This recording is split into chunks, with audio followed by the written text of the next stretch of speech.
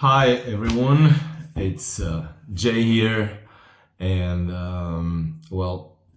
grateful to be here again for our weekly video. Um, Last week, I remember I said I would like to make a video about nutrition, about some tips to improve your energy and stuff.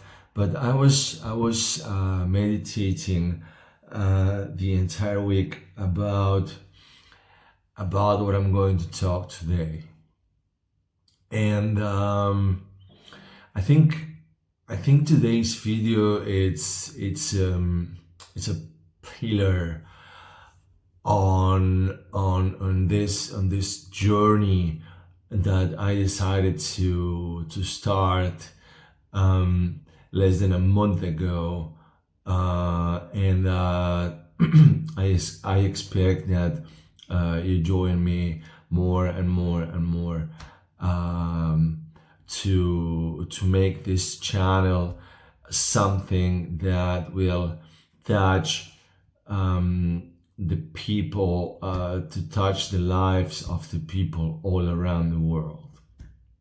Um,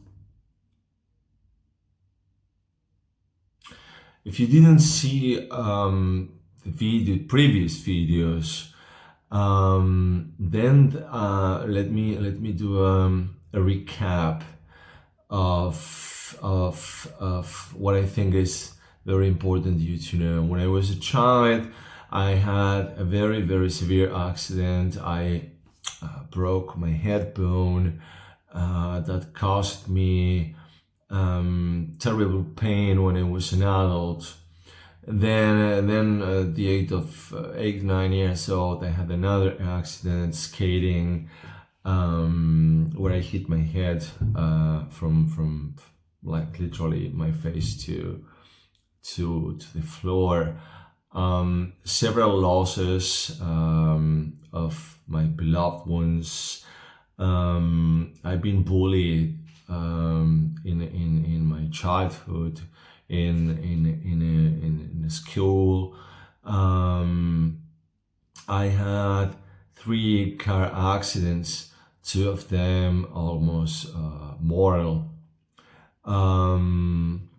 I survived blood infection that I think that time I saw the light at the end of the tunnel.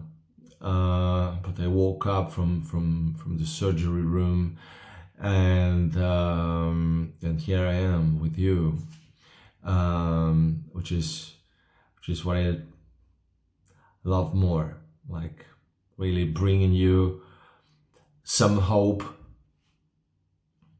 when you might be struggling, being affected by drugs, whatever is the cause, or you are a parent, you are a mother or father, and you have a son or a daughter that is suffering and is passing through a difficult moment by taking substances. I want to help you. I want to help you to understand how to work with this situation.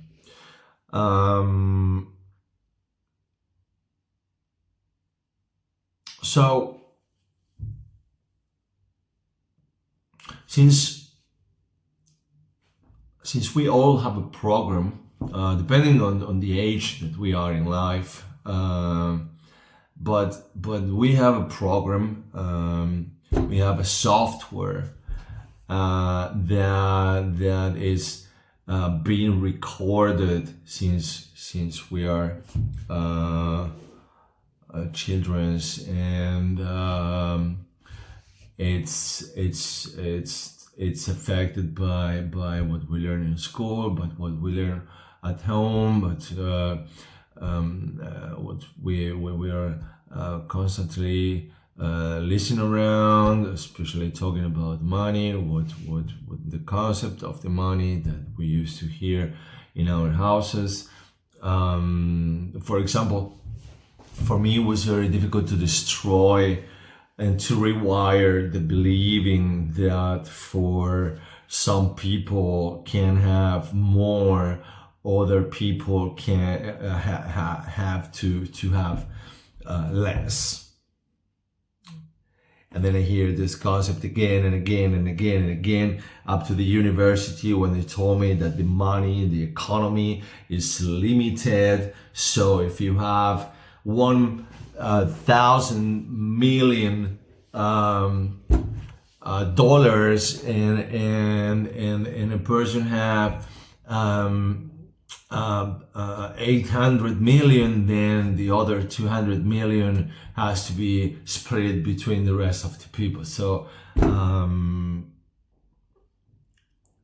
and that concepts are not living in our conscious. That concepts are living in our subconscious. So even when we are thinking that we are we believe something different, then when we go to sleep, all the ideas that are working in our subconscious come up to life, and in some way they design what is gonna be our path. So that's why it is very important to rewire our belief system, to change our cassette, our software. And for that there are several books that you can read, or millionaire mentors that you can follow to start to change your mindset in a millionaire way. I want to remember all of you guys that I don't teach how to be a millionaire. For learning how to be a millionaire, we have people like T-Hav Eker here, or many others. I went this morning through some Harv's concepts because I wanted to develop them a little bit more, and what I want to help you guys is to prepare the stage for going through these concepts, and to have a faster assimilation of them, and not to take the time that I took to change my program, to go from the life of an addict, of a constant suffering, to the life I have today. So, as I said before, if you have a relative, or if you have a daughter or a son that is struggling because of the drugs, I hope this video will help you. I went through more than a decade of addictions that started when my grandfather passed. That was the year 2000. I was 17, 18 years old. And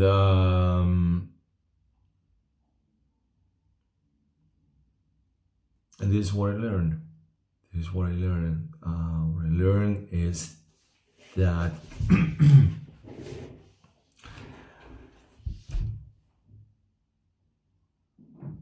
our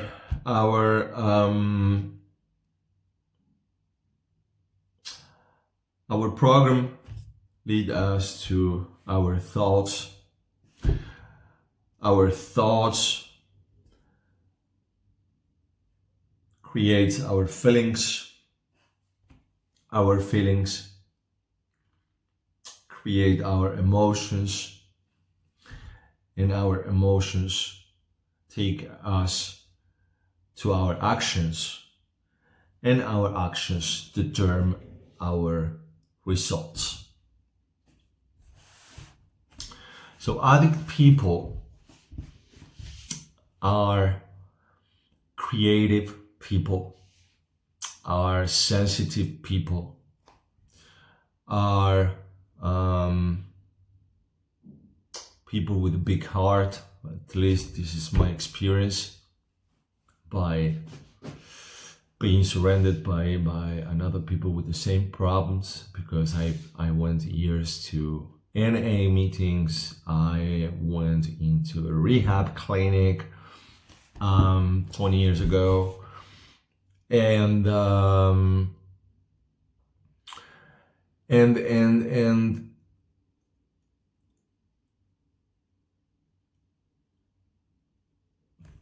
addict people are people that, remember what I said just a while ago, thoughts, feelings, emotions, actions, results. Well, the addict people are people that have a very, very bad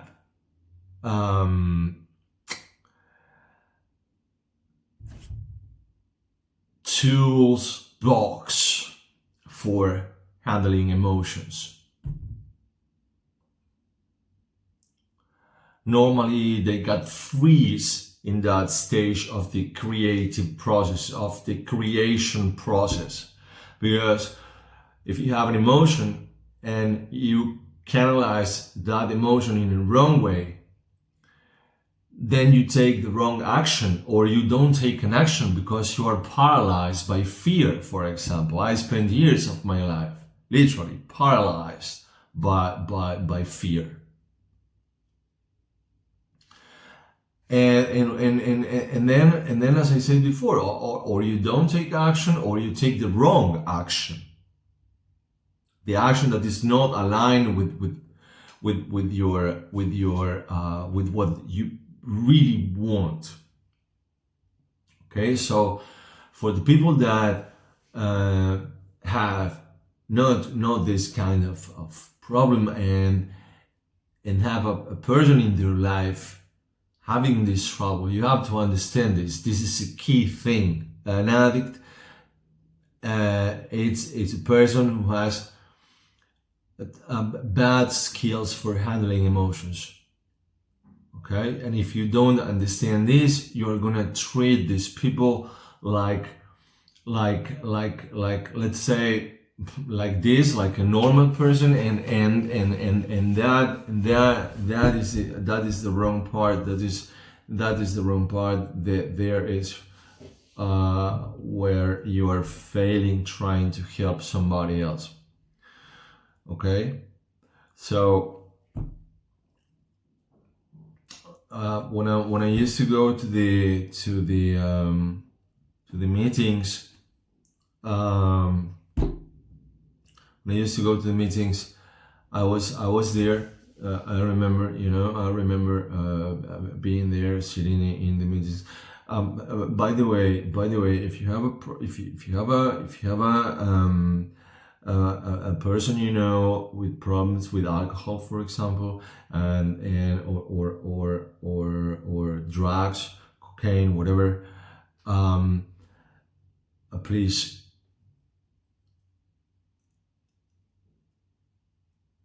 these are different kind of addictions, and they should be handled different. Okay, I'm gonna talk about that in future, but it's really not good to tell a drug addict to go to a meeting of people who has problem with the drink. Okay, because there are different words, and if you don't have this problem, you will never understand it. So first of all, you have to identify what is the situation with the one you're dealing with, and then to act regarding what is going on with this person, or if you are the person that is passing through this moments. Is good that you know that to understand your problem, you have to try to look to people who are dealing with a similar situation, because behaviors of alcoholics are different than behaviors of drug addicts. Okay, so I remember going to these meetings, and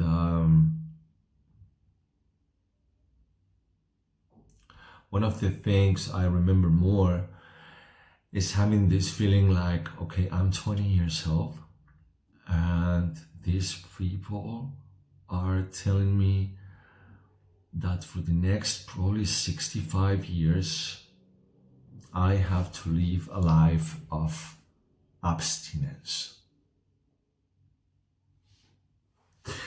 When they tell you this, when they tell you don't use the thing that you are using to cover that emotions that you cannot handle, first thing, it's panic.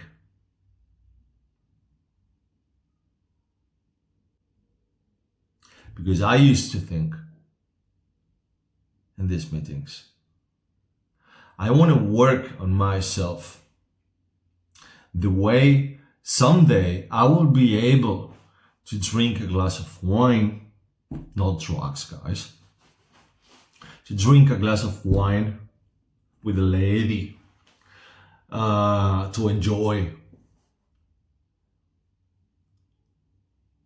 know how to stop, when to stop. Or how I feel now, that I don't even want to do it. I don't even want to drink. Sometimes I go to a dinner or with friends or some event or something like that, and somebody offers me a glass of wine just for saying something, and I don't want to drink. Don't want to drink because I work on myself so deeply that my first thought will be, what about tomorrow? How are you gonna feel tomorrow? You're gonna feel tired, because in my personal situation, any kind of alcoholic beverage drains me the energy, because of the sugar, because of whatever. But I want to be active. I want to wake up early. I want to do my workout, or I want to write, or I want to work on my videos. So that was my feeling when I used to go to these meetings. I don't want to live a life of abstinence. I don't want to live a life that, and please, I know there are millions of people or around the world that are having this problem, please don't take offense on me. I am talking from my own life experience, and I hope we can open a debate about this because it's important. The thing is that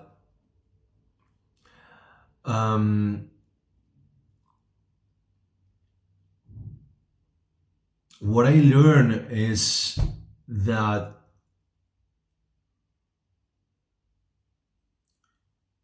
the results arrives when you start to do an inner work and start knowing about yourself, about your reactions, or why you cannot handle these emotions, or why the person you know cannot handle these emotions.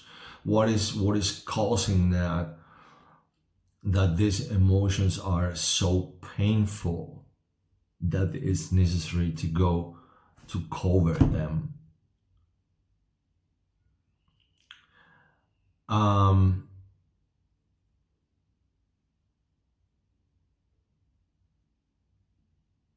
So I wish we can open a debate about this because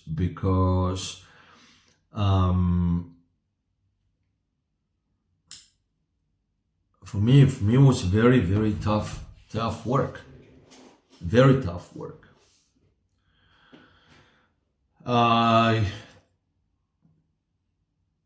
In Spanish, we would say tocar fondo, which means to touch the ground. When you touch the ground, when there's no way you can go lower. I mean, if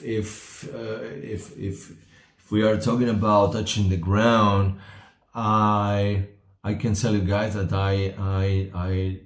I know the taste of the concrete, literally, and I didn't touch the ground once. I touched the ground several times. Several times. I faced death several times.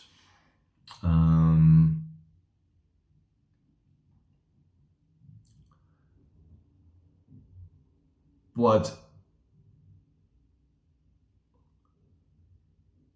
nothing I tried before, nothing I tried before made the effect, the positive effect on me that finding my mission in life. Okay? So if you want to do a favor to yourself or to someone close to you, and you want to have a little bit of hope about that you or that person will stop sometime to take drugs to hide all these painful emotions. I think it's very important that you start looking at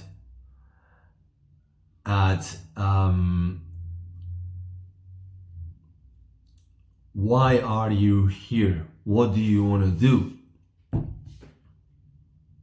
I went to college and I started something just because I needed to go to college and started something, and I started what I was more skilled about, let's say economics or business, but it was not what I wanted to be. Actually, when I was 20 years old, I didn't have any idea about what I want to do, what I want to do. I just know that I was good in some things. I was good in sports. I was good playing soccer. I was good in business. I started to work in real estate and I did very good. But I was unhappy. And how many unhappy people with money, you know? So independently of what you want in life, if you want to be millionaire or you want to be just comfortable, but you are facing some emotional problems, the work starts inside you. The work starts by taking responsibility of every one of your actions. Because every one of your actions have led you to where you are today. So to close this video, I had it's just a small technical problem when I was recording the first part, so you will see that this is the end of the original video. So for parents, mother, fathers, brothers, sister, cousins, godmothers, godfathers, for all of them that are trying to help someone, first of all is to identify in which stage of the addiction problem your close person is, to know exactly what to do. If the person is in an early age, or it's in the adult part of life, so it's very very important that you know this, that the addict is having trouble to handle emotions and having trouble to find a clear path, a clear direction. So don't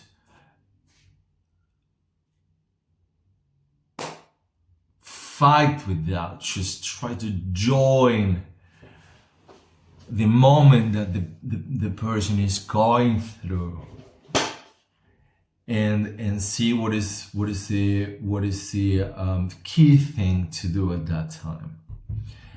And if the person that is seeing this video, that is watching this video, is the one that is having trouble, just I was there. I don't consider myself longer an addict, because I did a long inner job to be in control and handle an enormous, a gigantic amount of pain without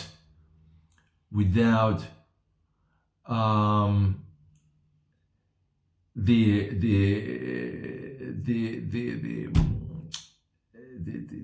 drugs as a tool to calm the pain, to reduce the pain. But for me, it was a key thing to find passion, to find a good obsession on something. And I personally find happiness when I see somebody else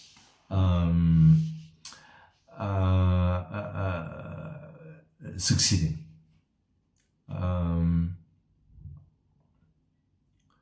It's rewarding, it's beautiful, and I want just to continue doing it, helping people to find their purpose, their mission in life, and to set the basis to then be able to make a fortune based on that. So thank you for joining me again. See you in the next weekly video. I hope you have a beautiful weekend, a beautiful week, and let me please say my gratitude for joining me in this journey. With gratitude, with love. See you all soon. Bye bye. Bye.